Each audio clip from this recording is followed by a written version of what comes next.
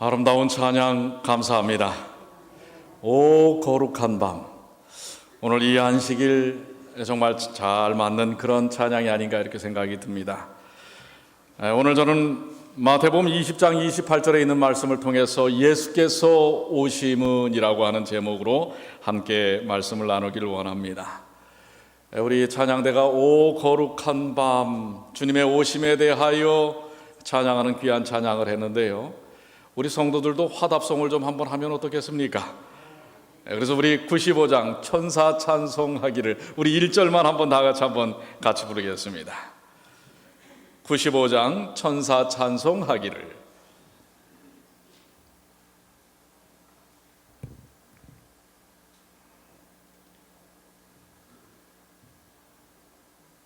천사 찬송하기를 거룩하신 아기께 영광 돌려보내세 구주 탄성하셨네. 크고 작은 나라들 기뻐 화답하여라. 천사 찬송하기를 거룩하신 아기께 영광 돌려보내세 구주 탄생하셨네. 크고 작은 나라들 기뻐 화답하여라. 영광 돌려보내세 베들레헴에 나신 주. 영광 돌려보내세 베들레헴에 나신 주. 아멘. 예수님의 탄생을 생각하게 하는 안식일입니다. 사실 이 세상 그 어떤 인생도 예수님과 같은 탄생 비교할 수 있을까요? 예수님과 같은 탄생은 없습니다. 특별히 예수님은 이 땅에 오실 때에 이미 그분이 어디서 태어나실 것인지 구약에 이미 약속이 되어 있습니다. 미가서 5장 2절 베들레헴 에브라다야 너는 유다 족속 중에 작을지라도 이스라엘을 다스릴 자가 내게서 내게로 나올 것이라. 모르겠습니다. 혹 어떤 인생이 어디서 태어날 것이다 라고 예언되어 있는 그런 사람이 있을런지 모릅니다. 그러나 예수님의 탄생은 분명히 이렇게 미가 선지자의 예언을 통하여 어디서 태어나실 것인지를 미리 말씀하신 것입니다. 요셉과 마리아가 나사렛에 살았지만 하나님의 섭리에 따라서 예수님은 아주 작은 보잘것없는 베들레헴, 이름은 상당히 의미가 있습니다. 베들레헴의 뜻이 무엇입니까? 떡집, 빵집이라는 것입니다. 생명의 떡이신 예수께서 태어나실 만한 그런 장소입니다. 바로 이러한 섭리에 따라서 백수십 마일을 내려와서 요셉과 마리아는 바로 베들레헴에서 태어나리라 하신 그 예언의 약속을 그대로 마태복음 2장 1절에 성취시킵니다. 헤롯 왕 때 예수께서 유대 어디서 나심에? 베들레헴에서 나심에. 구약의 예언이 그대로 성취가 된 것입니다. 또한 예수님께서 오시기 750년 전에 이사야 선지자는 예수께서 어떠한 모양으로 누구에게서 태어날지를 미리 이야기합니다. 이사야 7장 14절 한번 다 같이 읽겠습니다. 그러므로 시작. 그러므로 주께서 친히 징조로 너희에게 주실 것이라. 보라, 처녀가 잉태하여 아들을 낳을 것이요 그 이름을 임마누엘이라 하리라. 누구에게서 예수님께서 태어나실 것이라고요? 처녀의 몸에서 태어날 것이다. 이것은 예수님이 태어나시기 약 4,000년 전에 창세기 3장 15절에 누구의 후손이라고 예표되어 있는 여자의 후손, 남자의 후손, 죄의 씨가 있는 남자의 후손이 아니라 바로 여자의 후손이라고 얘기한 것을 그대로 성취시키는 말씀입니다. 이 말씀은 마태복음 1장 20절에 다윗의 자손 요셉아 내 아내 마리아를 데려오기를 무서워 말라. 저에게 잉태된 자는 누구에게로 된 것이니라? 성령으로 된 것이니라. 그렇습니다. 그야말로 남자를 알지 못하는 처녀의 몸 마리아의 몸을 빌어서 무지하신 예수 그리스도께서 이 땅에 오심을 분명히 예언하였고 그 예언은 또한 성취가 되었습니다. 예수님의 이토록 예언된 탄생은 무슨 의미를 우리에게 던져줄까요?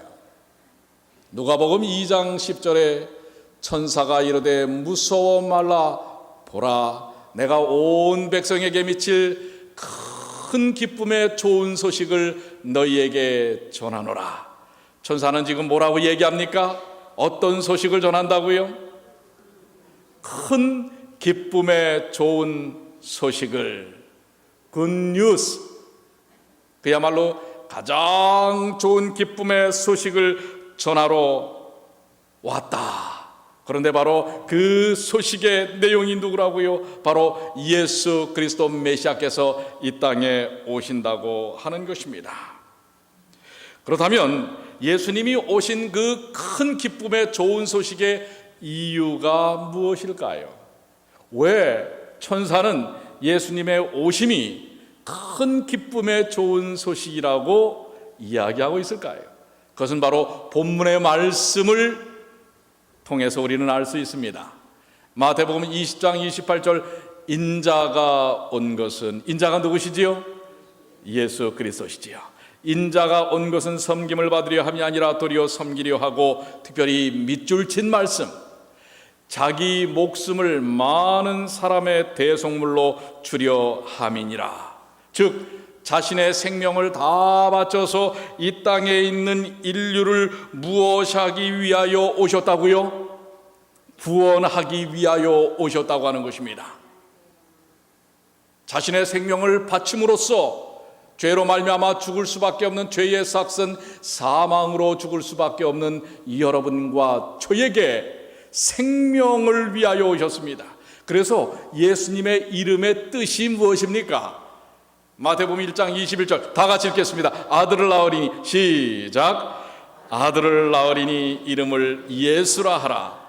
이는 그가 자기 백성을 그들의 죄에서 구원할 자이심이라. 예수님의 이름이 뭐라고요? 예수입니다. 처음 듣는 것처럼 표정이 왜 그래요? 예수님의 이름이 뭐라고요? 예수입니다. 그런데 그 이름의 뜻이 무엇입니까? 그가 자기 백성을 그들의 죄에서 무엇하실 자라? 아멘입니까? 여러분과 저의 죄에서 우리를 구원하실 분이 누구시라고요? 예수님이십니다. 그 예수님이 오셨습니다. 그러니 큰 기쁨의 소식입니까? 아닙니까? 기쁨의 소식이에요? 아니에요? 오늘 그분의 탄생은 여러분과 저에게 있어서 기쁨과 희망과 소망과 영광의 소식인 것입니다. 이 말씀을 골로새서 1장 19절로 20절은 다시 한번 이렇게 확증합니다.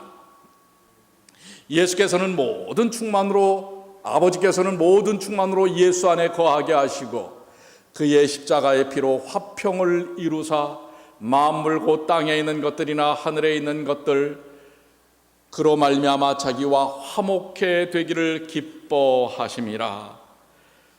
죄로 말미암아 하나님과 우리 사이에 어떻게 해요? 그 관계가 끊어져 버린 것입니다.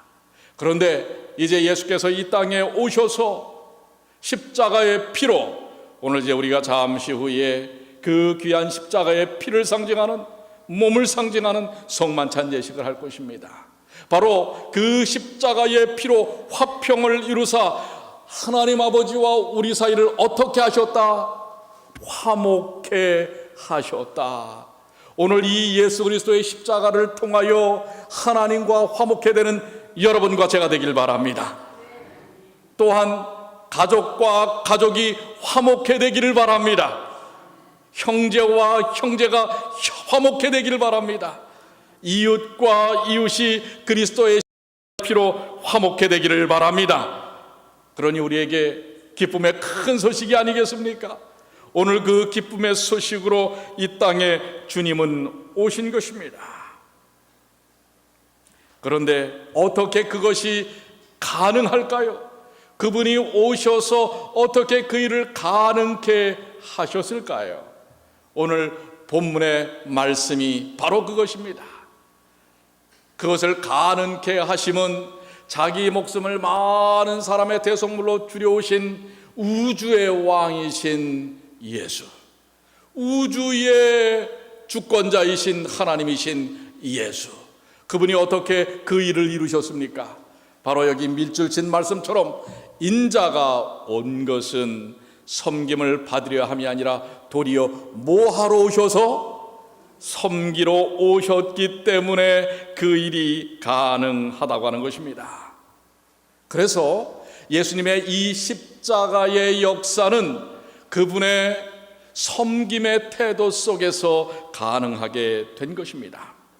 오늘 여기 우리는 섬김이라는 단어에 대하여 조금 집중할 필요가 있습니다.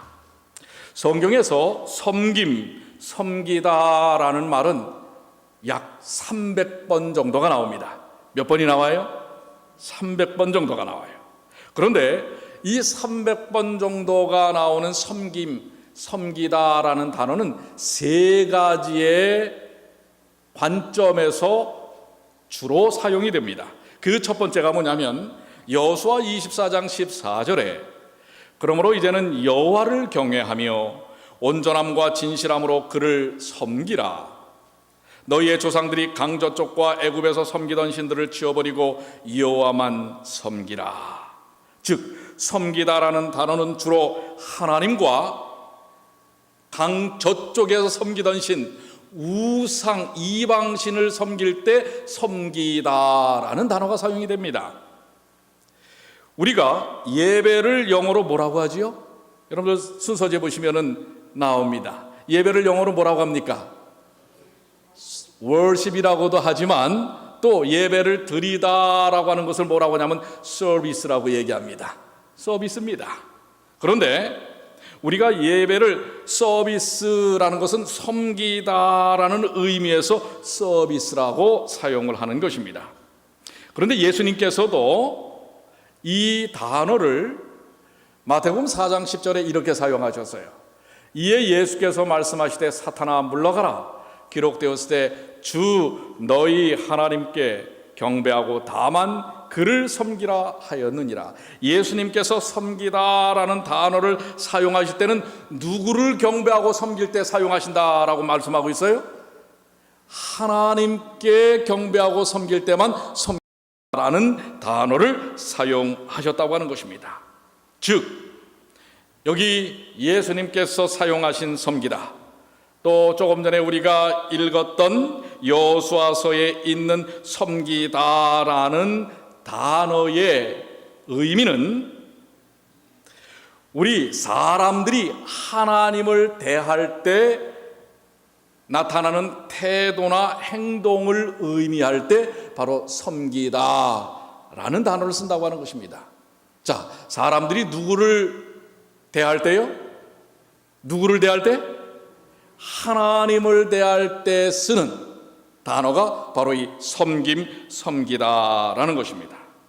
그 다음에 두 번째 용례는 사무엘하 16장 19절에 또 내가 이제 누구를 섬기리까 그의 아들이 아니니까 내가 전에 왕의 아버지를 섬긴 것 같이 왕을 섬기리이다. 자, 여러분들 눈치채셨죠? 여기서 나오는 섬기다라는 건 어떤 대상을 향하여 서비스할 때 섬기다라는 단어를 씁니까? 왕에게 대하는 태도나 행동 속에서 섬기다라는 단어를 씁니다.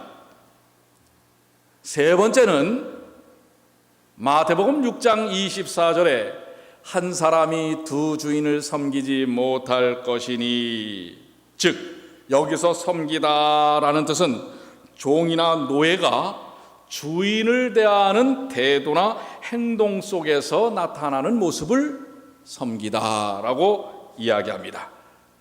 요즘으로 말하면 인플로이가 인플로이어한테 대하는 태도 속에서 나타날 때 섬기다라는 말을 쓴다고 하는 것입니다. 자, 그러니까 세 가지였어요. 기억하십니까? 첫 번째가 어떻게 사용되었어요? 성경에서 섬기다는 누가 누구를 향하여 대할 때?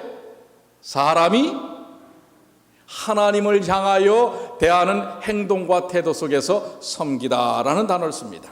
두 번째는 신하나 일반 백성이 왕을 대할 때 섬기다라는 단어를 씁니다. 세 번째는요, 종이나 노예가 주인을 섬길 때 섬기다라는 단어를 쓰는 것입니다. 즉, 이 세 가지 용어가 다 큰 자가 작은 자를 섬깁니까? 작은 자가 큰 자를 섬깁니까? 작은 자가 큰 자를, 인간이 하나님을, 또 백성이 왕을, 또 종이나 노예가 주인을, 작은 자가 다 큰 자를 대할 때 섬기다라는 단어를 씁니다. 그런데 여러분들, 예수님이 오셔서 이 섬김의 단어에 대한 의미가 바뀝니다. 마태복음 21절에 어떻게 보면 이것이 기본의 관념이었습니다. 작은 자가 큰 자를 섬기는 것이 세상적인 논리였고 이전까지의 논리였습니다. 그런데 마태복음 23장 11절에 너희 중에 큰 자는 너희를 뭐 하는 자가 되어야 하리라? 예수님은 작은 자가 큰 자를 섬기는 것이 아니라 큰 자가 오히려 작은 자를 뭐 하여야 하리라? 섬기리라 하여야 하리라. 이것이 예수님께서 십자가에 달리심으로 우리에게 그 구원을 이루시는 이 세상이 그동안 갖고 왔던, 물론 그 섬김도 의미가 있습니다. 작은 자가 큰 자를 섬겨야 할 것입니다. 그러나 우리 주님은 이 땅에 오셔서 무엇을 실천하셨냐면 큰 자이신 우주의 왕이신 하나님이신 예수께서 오히려 여러분과 저 인생을 섬기는 섬김의 모습을 보여주신 것입니다.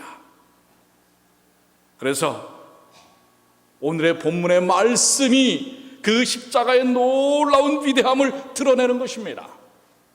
인자가 온 것은 뭐하러 함이 아니요 섬김을 받으려 함이 아니라 도리어 섬기려 하고.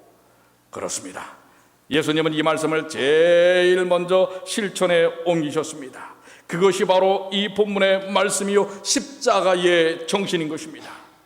예수님은 하나님으로서 당연히 섬김을 받으셔야 할 위대한 분이셨지만은 작고 보잘것없는 여러분과 저를 섬기기 위하여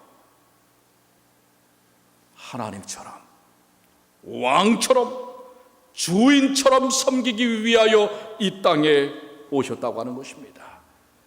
오늘 여러분들 예수님의 이 놀라운 섬김의 정신이야말로 십자가의 정신이요 오늘 여러분과 제가 배워야 할 정신이 아닐까 생각합니다. 빌립보서 2장 5절로 8절은 그것을 아주 전적으로 대변해 말씀하고 계십니다. 예수님의 이 섬김의 정신이 이렇게 표현되고 있습니다. 너희 안에 이 마음을 품으라. 곧 그리스도 예수의 마음이니 그는 근본 하나님의 본체시나 하나님과 동등됨을 취할 것으로 여기지 아니하시고 오히려 자기를 비어 종의 형체를 가져 사람들과 같이 되었고 사람의 모양으로 나타나셨음에 자기를 낮추시고 죽기까지 복종하셨으니 곧 십자가에 죽으심이라. 아멘입니까? 오늘 주님께서 십자가에서 보여주신 섬김은 너무도 놀라운 위대한, 그 전까지 성경에서 나오는 용례에 대한 것을 더욱더 의미 있게 만드는, 작은 자가 큰 자를 섬기는 것이 아니라 큰 자가 작은 자를 섬기는 놀라운 사랑의 정신을 보여주고 있는 것입니다. 오늘 바로 하신 십자가의 정신을 나누어 받는 주님의 귀한 자녀들이 되시기를 간절히 축원합니다. 오늘 이 예수님의 큰 자가 작은 자를 섬기는 섬김의 정신을 갖는다면 싸움과 다툼이 있을까요? 없을까요? 싸움과 다툼이 있어요? 없어요? 없을 것입니다. 큰 자가 작은 자를 섬긴다면, 있는 자가 없는 자를 섬기고 배운 자가 못 배운 자를 섬긴다면, 여러분, 큰 나라가 작은 나라를 섬긴다면 오늘날 이런 분쟁들이, 이런 고통들이, 이런 아픔들이 더 이상 있지 아니할 것입니다.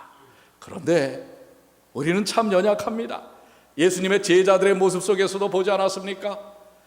마가복음 9장 34절로 35절에 저희가 잠잠하니 이는 노중에서 서로 누가 크냐 하고 쟁론하였습니다. 예수께서 앉으사 12 제자를 불러 이르시되 아무든지 첫째가 되고자 하면 무사람의 끝이 되며 무사람을 섬기는 자가 되어야 하리라. 여러분, 첫째의 특징이 뭔지 아십니까? 세상에서의 첫째는 남을 밟고 올라가야만 되는 자리지만은 하나님 안에서, 교회 안에서의 첫째는 어떤 자리입니까? 오히려 다른 사람을 어떻게 하는 자리예요? 섬기는 것이라고 하는 것입니다.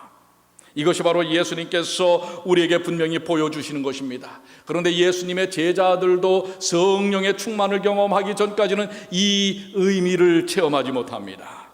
그래서 마태복음 23장 11절에도 너희 중에 큰 자는 너희를 섬기는 자가 되어야 하리라. 오늘 한번 다 같이 읽겠습니다. 너희 중에, 시작. 너희 중에 큰 자는 너희를 섬기는 자가 되어야 하리라. 아멘입니까? 오늘 이 말씀을 여러분들 마음속에 아로 새기시게 되기를 바랍니다. 그러면 내가 형제 자매 또는 이웃을 섬긴다는 말의 의미가 무엇일까요? 그것은 내 형제 자매가 비록 나의 하나님도 나의 왕도 주인도 아니지만 마치 내 형제 자매를 하나님처럼, 왕처럼, 주인처럼 대접해 주는 것입니다. 오늘 이것이야말로 예수님께서 우리에게 주신 섬김의 정신이요, 십자가의 정신이요, 바로 성만찬의 정신이요, 세족 예식의 정신입니다. 이것이 그리스도인의 정신이요, 그리스도인의 삶의 모습입니다. 오늘 여러분들, 지난 2015년 우리가 이 세상의 치열함 속에서 얼마나 남보다 더 앞서고 남보다 더 위에 서기 위한 세상적 논리 속에 우리도 얼마나 많이 노출이 되어 있었는지 모릅니다. 이제 그 모든 것을 내려놓으시고 우리 주님께서 십자가에서 보여주신 그 놀라운 십자가의 정신, 섬김의 정신, 생명의 정신, 사랑의 정신으로 돌아가는 주님의 귀한 자녀들이 됩니다. 필리핀의 유명한 부자 사업가의 아들이었던 카풍카우라는 한 젊은이가 신학교에 들어가게 되었습니다. 그런데 사실 여러분들, 필리핀이 요즘 그렇게 잘 살지 못합니다. 대부분의 화장실에 이 엉덩이 받침이 없습니다. 처음에 갔을 때는 어떻게 그 일을 보라고 하는 것인지 참 고민을 많이 했어요. 그래서 거기에 이렇게 옹색하지만은 발을 올리고 앉아서 일을 보는 경우들도 있다가 미끄러져서 엉덩이 찌은 적이 있습니다. 그렇게 부유하지 않습니다.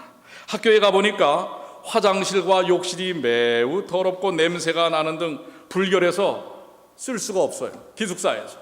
그래서 이 돈 있는 집안의 아이였기 때문에 바로 누구에게 쫓아갔냐면 그 신학교의 학장님을 쫓아갔습니다. 학장님, 기숙사가 너무 불결하고 더럽고 도무지 못 살겠습니다. 조치를 좀 취해 주십시오. 그랬더니 이 아주 밝은 미소로 학생을 맞았던 학장님이 미소를 띠면서 알았네, 곧 조치해 주겠네. 이제 이 학생은 돌아갔습니다. 이 학생이 화장실을 쓰려고 들어가 보니까 우당탕 소리가 나고 아주 시끄럽게 청소하는 소리가 나요.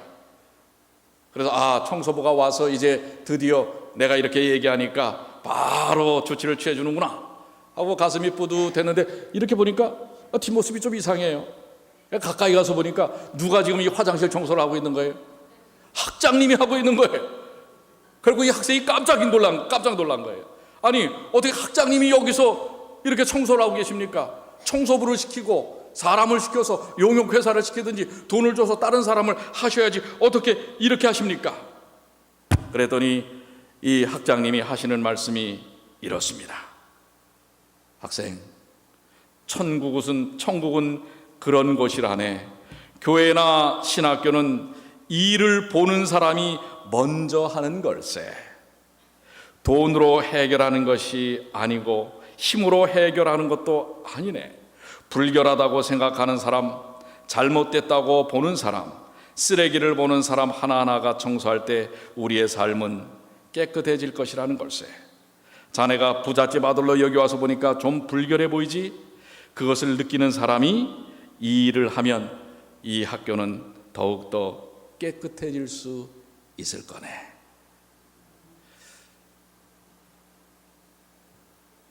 어떻게 보면 이게 그리스도인 정신이 아니겠습니까? 돈으로 하는 것도 힘으로 하는 것도 아닙니다. 그것이 못마땅하고 불결하다고 하면 그것을 느끼는 사람이 하는 것이 그리스도인 정신인 것입니다. 그것이 바로 섬김의 정신이 아니겠습니까? 그런데 우리는 대개 어떻게 삽니까? 뭔가 문제 잘못되면 사람을 찾습니다. 내가 하려고 하지 않습니다. 그것을 해야 될 사람이 있다고 생각합니다. 그리고 그것을 추궁을 합니다. 이것은 당신이 당연히 해야 할 일입니다. 사실 만약에 그 정신을 가지고 예수님이 오셨다면 아마 예수님은 이 땅에 오시지 못했을 것입니다. 너희들이 잘못한 거니까 너희들이 책임져, 너희들이 다 알아서 해 라고 하셨을지 모릅니다. 그러나 우주의 왕이신 하나님이신 예수께서 그 모든 죄로 말미암아 얼룩진 추악함을 치우기 위하여 몸소 그것을 다 짊어지시고 오신 것이 바로 우리 주님, 우리 구세주 메시아이신 예수 그리스도께서 보여주신 십자가의 사랑의 정신이요 섬김의 정신이라는 사실을 기억하시게 되길 바랍니다. 오늘 여러분들, 많은 사람들은 어제 그제 예수님의 오심을 다른 의미로 즐거워하고 있습니다. 그런데 오늘 진정 예수님의 오심을 마음속에 새겨야 할 여러분과 저는 예수님의 오심을 무엇으로 기념해야 할까요? 바로 예수님께서 이 땅에 오셔서 우리에게 보여주신 이 십자가의 정신, 사랑의 정신, 섬김의 정신이 아니겠습니까? 오늘 이 귀한 사랑의 정신, 섬김의 정신을 실천하는 주님의 귀한 자녀들, 그래서 나 하나가 회개하고 나 한 사람이 겸손하게 섬기는 삶, 주님과 조화를 이룰 때 우리의 삶, 우리의 주변, 우리의 모든 삶들이 아름답게 변한다는 사실을 체험하시는 주님의 귀한 자녀들 되시길 바랍니다. 새해에는 우리 한번 다시 이런 마음가짐으로 그리스도인의 아름다움을 실천하는 주님의 귀한 자녀들 되시기를 간절히 축원합니다. 이제 그러니 여러분의 입 가운데서 이건 누가 해야 할 일이야 하시지 않게 되길 바랍니다. 여러분들이 그게 눈에 띄면 누가 하시라고요? 여러분이 하시게 되길 바랍니다. 그것이 바로 여러분의 일이요 저의 일인 것입니다. 스코틀랜드의 한 가정에 이런 이 가운을 기록해 놨습니다. Saved to serve라고 하는 것입니다. 즉 봉사하기 위하여 구원받았다, 그런 뜻입니다.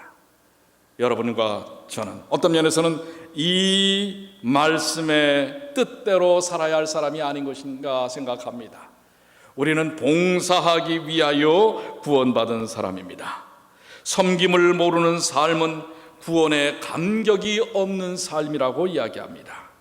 우리가 구원받은 것은 주님이 우리를 섬기기 위함이었고, 또한 우리도 구원받은 것은 하나님을 섬기고 이웃을 섬기고 다른 이들을 섬기기 위하여 구원받았다는 사실을 기억하시게 되길 바랍니다. 여러분들, 테니스가 참 신선한 것 같아요. 사실 테니스에서 가장 점수가 많이 나는 포인트가 뭔지 아십니까? 무엇을 통해서 가장 점수가 많이 납니까?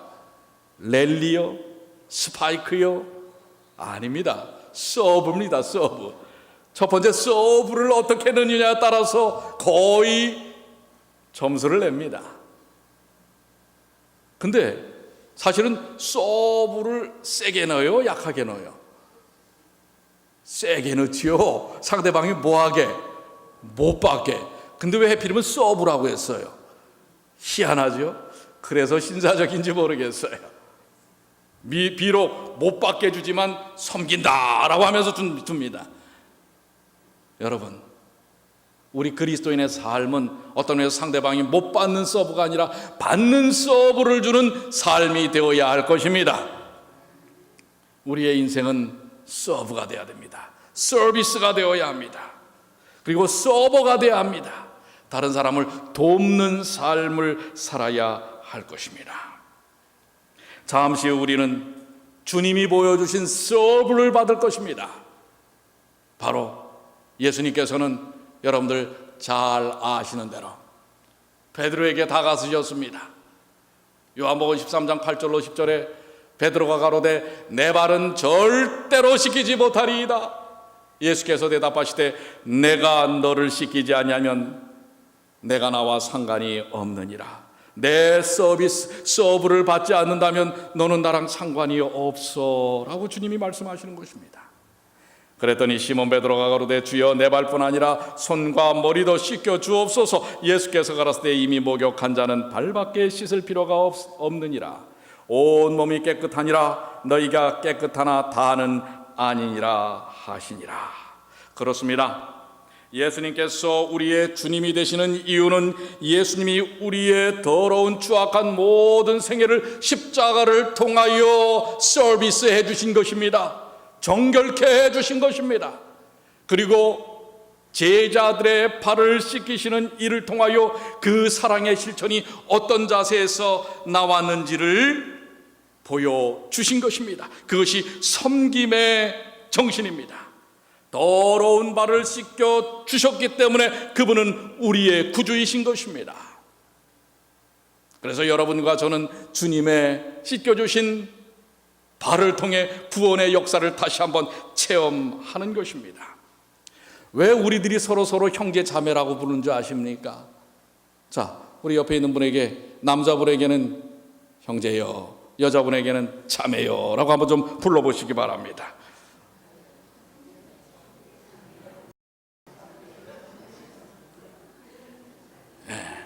여러분들이 왜 옆에 있는 분에게 형제 자매라고 부를 수 있는 줄 아십니까? 그것은 바로 그 옆에 있는 사람의 더러운 발을 씻겨주는 사이이기 때문에 그런 것입니다. 예수님께서 여러분의 발을 씻겨주셨듯이 우리 또한 우리의 형제 자매의 발을 씻겨주는 것입니다. 만약에 발을 씻겨줄 수 없는 사이라면 형제요 자매가 될 수 있습니까? 없습니까? 자매가 될 수 있어요? 없어요? 아니, 난 저 사람하고는 안 해. 이건 형제자매가 아니라 왼수지요. 네. 그러니 여러분들, 그동안 발 씻겨주지 않은 분들 오늘은 씻겨주세요. 그래야 뭐가 되는 거예요? 형제요 자매가 되는 거예요. 예수께서 뭐라고 말씀하셨어요? 베드로가 저는 못 씻깁니다. 그럼 너랑 나랑 상관이 없어. 여러분들, 이 말씀은 상당히 의미가 있습니다. 형제 자매끼리 서브해 줄 수 없는 인생이라고 한다면 형제 자매가 아니라는 얘기예요. 그러니 오늘 성만찬 예식을 통해서, 이 세종 예식을 통해서 서브하시게 되길 바랍니다. 여러분들, 서브할 수 없는 대상은 형제 자매가 될 수가 없어요. 그렇기 때문에 만약에 서로의 발을 씻기를 거부한다면 이것은 형제 자매의 죄와 허물을 덮어주는 관계가 아니라 드러내겠다고 하는 것입니다. 오늘 우리는 적극적으로 형제 자매의 죄와 허물을 여러분들이 세종예식의 이 섬기는 정신을 통하여 덮어 주시게 되길 바랍니다.